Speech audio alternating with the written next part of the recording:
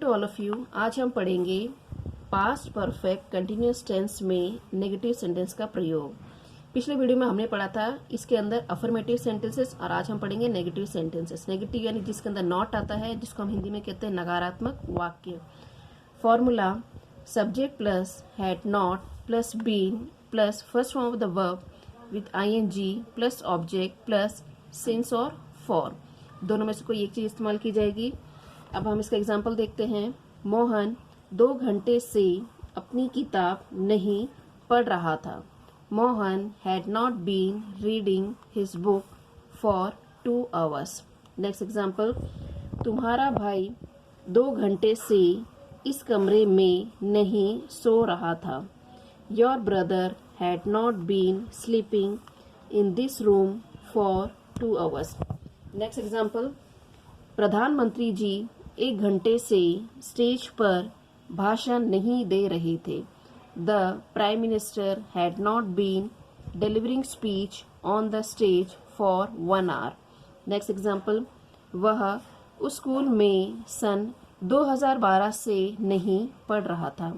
He had not been studying in that school since 2012। ये सारे हमारे नकारात्मक वाक्य होते हैं जिसको अपन बोलते हैं नेगेटिव या नॉट वाले sentences.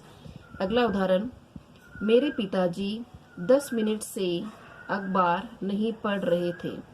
My father had not been reading the newspaper for 10 minutes।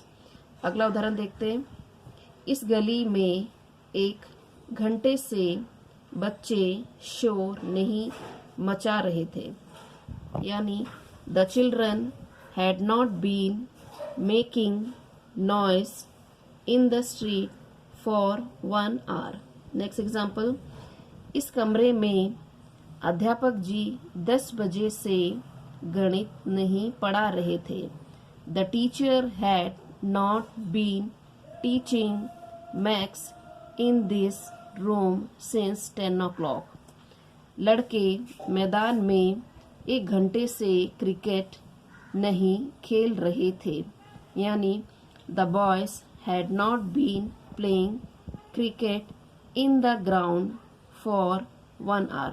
Next example, वे 1 घंटे से स्टेशन पर आपकी प्रतीक्षा नहीं कर रहे थे।